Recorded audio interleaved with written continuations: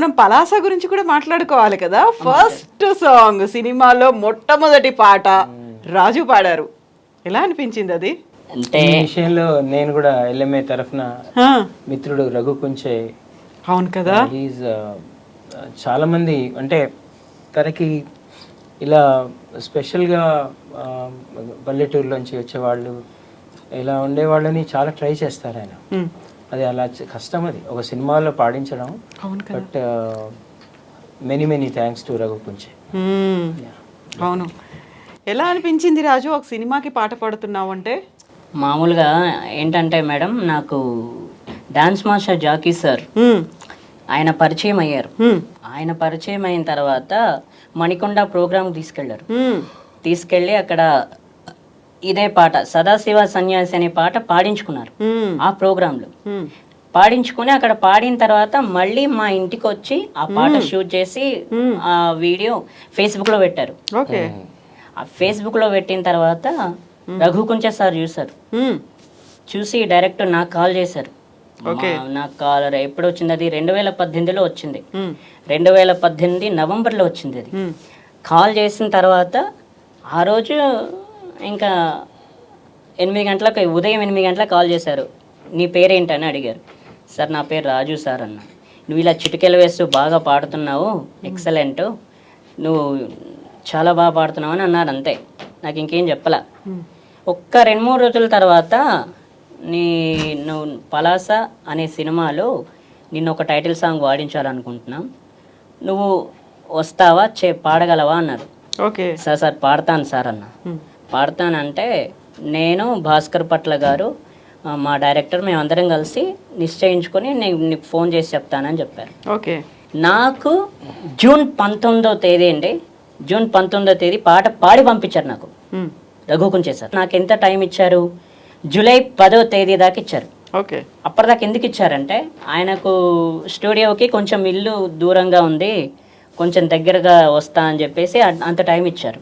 Okay. Time ఇచ్చిన తర్వాత మళ్ళీ నాకు ఇట్లా పాట వచ్చిందంటే జూలై 10వ తేదీ స్టూడియోకి పిలిచారు, ఉమ్, పాడించారు.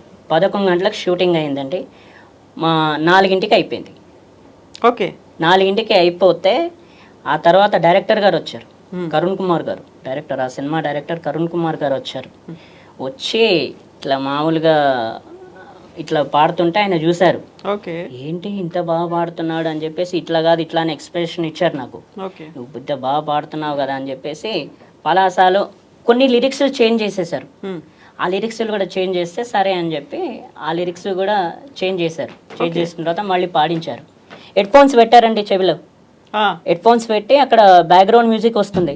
నాకు తెలియదు కదా, నేను స్టూడియోలో ఎప్పుడు పాడలేను. వస్తుంటే ఇట్లా పాడించారు. పాడించి ఆ 4 షూటింగ్ అయిపోయింది. షూటింగ్ అయిపోయిన తర్వాత తినడానికి కూర్చున్నాం. ఓకే. తినడానికి కూర్చున్న తర్వాత అన్నం తిన్నాం. అన్నం తిన్న తర్వాత కాసేపు ఒక చిన్న ఇంటర్వ్యూ తీసుకున్నాను నా దగ్గర. ఉమ్, తీసుకున్న తర్వాత అప్పుడు వచ్చేటప్పుడు తన కారులోనే గచ్చిబొల్లో డ్రాప్ చేశారు. డ్రాప్ చేసే ముందు నీకేమైనా ఇవ్వాలిరా అన్నారు. ఉమ్, సార్ ఏమిస్తారు సార్ అంటే డబ్బులు ఇస్తా అన్నారు. ఓకే. సార్ వద్దు సార్, డబ్బులు ఎందుకు నాకు. ఉమ్, అరే నేను డబ్బులు ఇవ్వకపోతే కొడతావు కదరా నువ్వు.